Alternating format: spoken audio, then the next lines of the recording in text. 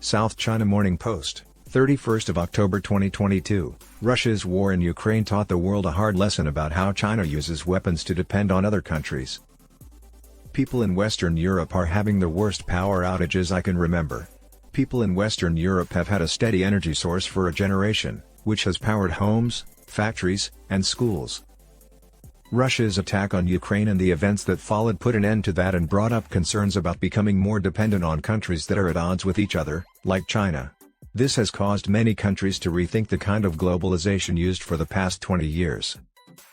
The US President, Donald Trump, sent a scary message about the risks of Germany's choice to go ahead with the Nord Stream 2 pipeline in 2017.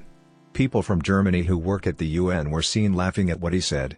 Now it's 2022, and that prediction has come true, which is terrible news for the people of Europe. Europe is not only having power outages but also having people question its climate change plans. As energy prices rise, nations may rethink their dedication to clean energy and turn more to non-renewable sources like coal, as Germany recently did.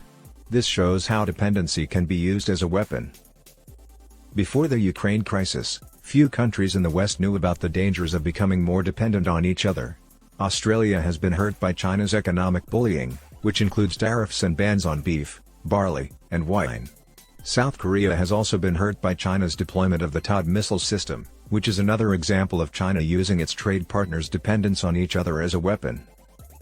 It's not just people in the West who learn from getting their fingers burned. Many countries in the West and Asia, including India, are rethinking their relationships with Russia, China, or both.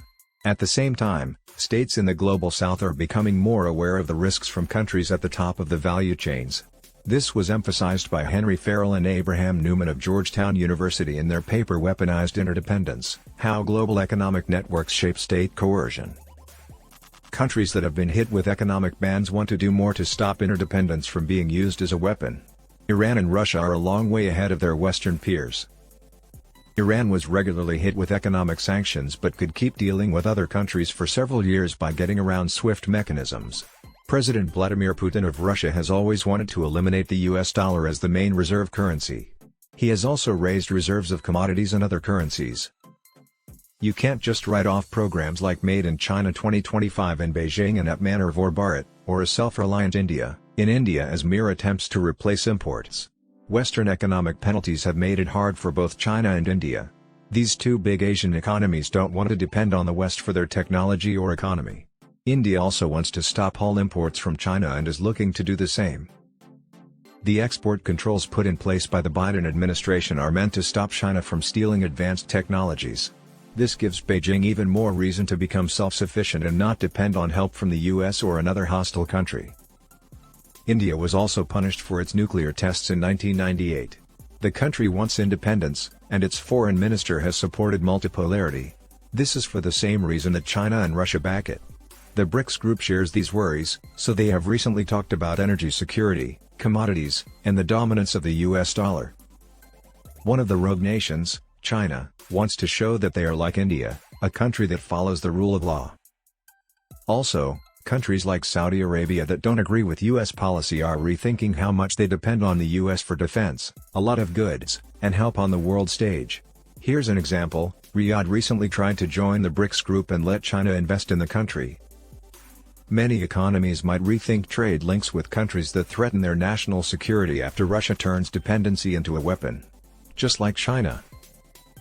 But if the US steps up deglobalization from China, countries like Germany might not see China as a serious enough threat to worry about the weaponization of dependency. As a result, they might not want to cut back on their ties to the Chinese economy. But Germany, like China, depends a lot on globalization and hopes that the Chinese market will compensate for the lack of the Russian market. When asked about his upcoming trip to Beijing, German Chancellor Olaf Scholz said, "The EU is proud to be a union interested in global trade, and it does not side with those who promote deglobalization." This was in response to Costco's bid to buy a stake in Hamburg's port. Even though different EU leaders have other ideas about dealing with China, Scholz's words show that treaty ties will not sway trade interests or fears over the weaponization of interdependence. Germany might not follow the US lead until it sees its connections with China as threatening national security. It was thought that globalization would keep the peace between Russia and the US by making people more linked to each other. As the conflict in Ukraine and competition between the US and China heats up, countries are starting to realize the problems of being dependent on countries that are at odds with them. As a result, they are cutting ties with states like China, which they see as the next enemy. As the world moves toward multipolarity, the danger of weaponizing interdependence hangs over economies. As a result, they may not want a small group of countries controlling whole value chains of essential industries, as China has done for the past 20 years.